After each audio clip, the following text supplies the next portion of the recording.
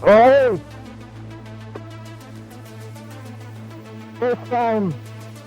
Hindi pa first time. First ride. Gamit ko yung bagong laruan. Insta360 1RS.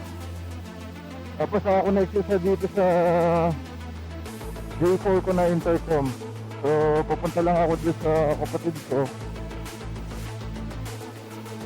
Mag-drive ako para sa kanya sa Alabang. So ito yung una-una kong video na gamit ito 1RS with paired with Jabber J4 Plus. Pupunta ako ngayon sa taas. Nandito ako taga Carmona, Cavite ako. Makikita nyo ang daming estudyante sa labas. Meron sasakyan. Well, hindi pa ganun kadaming sasakyan, pero dumadami na sila.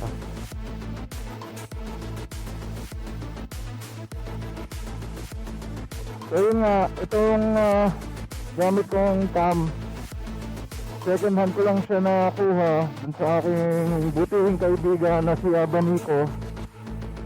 I-follow nyo, ilalagay ko siya dun sa description ng video kasi nagbo-vlog din siya. And maraming salamat sa iyo, kaibigan, at binigyan mo ako ng magandang view dito sa camera mo. Kaya ito yung napili ko din kasi matagal na rin ako naghahanap ng, well, hindi naghahanap, namimili ng camera ang pwede gamitin. Naisip ko yung X3, kaya lang pag X3 yung 360 lang ang magagamit mo. Tapos hindi ko alam na itong Insta360 pala merong ginawang modular na, kasi ang alam ko lang yung 1RS 1 inch yung square na parang hugis niya yung ano tawag dito, X3 tsaka yung X2. Hindi ko alam na meron pala siyang modular na parang action cam na pwede siya 360, tapos pwede mong paltan mo lang yung lens, gagawin mong 4K na action cam na 2D lang. So buti na lang nalaman ko yun dun kay Nico. And yun nga, tatanong ko kung magkano bili niya, and in-offer niya sa akin yung ano niya kasi gusto niya rin daw magpalit. Yun, so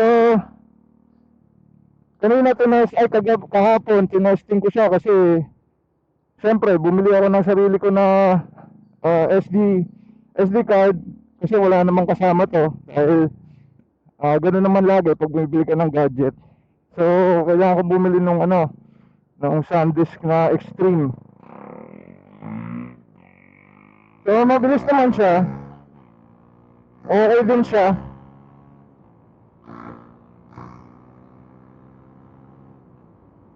Pagpasensya na namin, hindi nagpo-pause ako kasi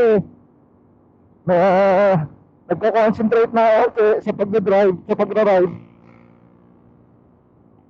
So pansin niya dito sa Carmona, lumalaki kasi umuunlad na itong lugar namin. Actually itong SM at saka Ayala, andito na siya. Tapos itong kalsadang binabaybay ko ngayon, nilaparan to kasi inaabangan na. Makikita nyo dito sa right side ko, yan yung parang development ng subdivision ng Ayala. Tapos doon sa bandang malapit sa toll exit ng Carmona, ando naman yung development ng SM. Anong tawag dito? Parang magtatayo sila ng smart city dito. So may SM Mall, etc. etc. Ngayon paakit ako ng pabangkal kasi malapit din lang kami sa minsan magbi-video ako nandun ako, dumadaan ako sa Davilan. Kasi yung Davilan na yun, parang may shortcut kami doon, pupuntang Silang. Tapos yung Silang, syempre, alam niyo naman, yung Tagaytay nasa Silang. So, minsan magbi-video ako doon na paakit ako doon sa Davilan Trails na tinatawag nila kasi maraming nagma-mountain bike doon eh.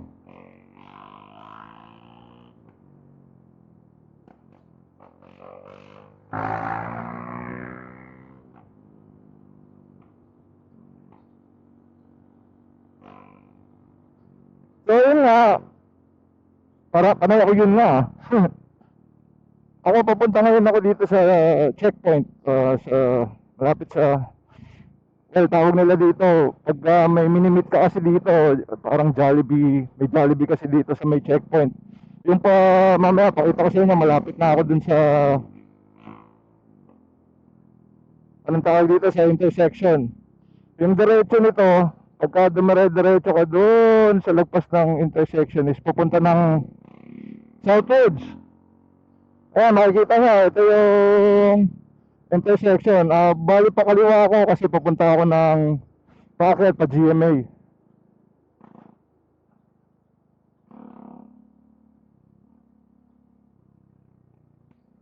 So marami ng sasakyan kasi anong oras na rin. Anong oras na ba ba? Hindi ko alam kasi mali yung orasan doon sa motor ko. So ito yung papakit ng bangkal.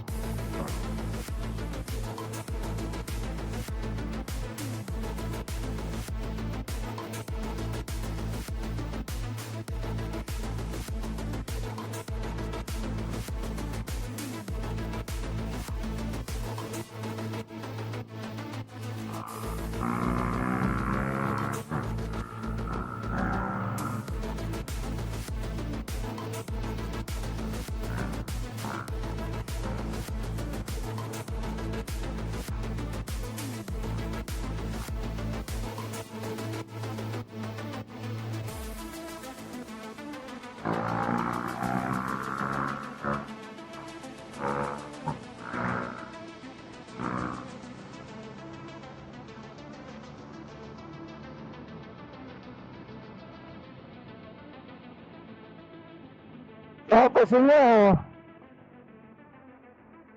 ang tawag dito medyo hindi naman twisties talaga, pero pagpakit kasi elevated na papunta sa GMA eh. Kaya anong tawag dito, mataas kasi yung lugar na to. Siyempre papunta na kami Tagaytay, so medyo presko na yung hangin paakyat. Yung doon sa tabi lang, ganun din, may mga twisties, may konting twisties din doon. Parang shortcut siya papunta ng Silang. So andito na ako, cut ko na yung video. Yun yung first ride ko kasama tong Insta361 IS nakakonect sa Jabo J4 Plus. So makakaasa pa kayo ng marami pang video. Maraming salamat, bye bye folks.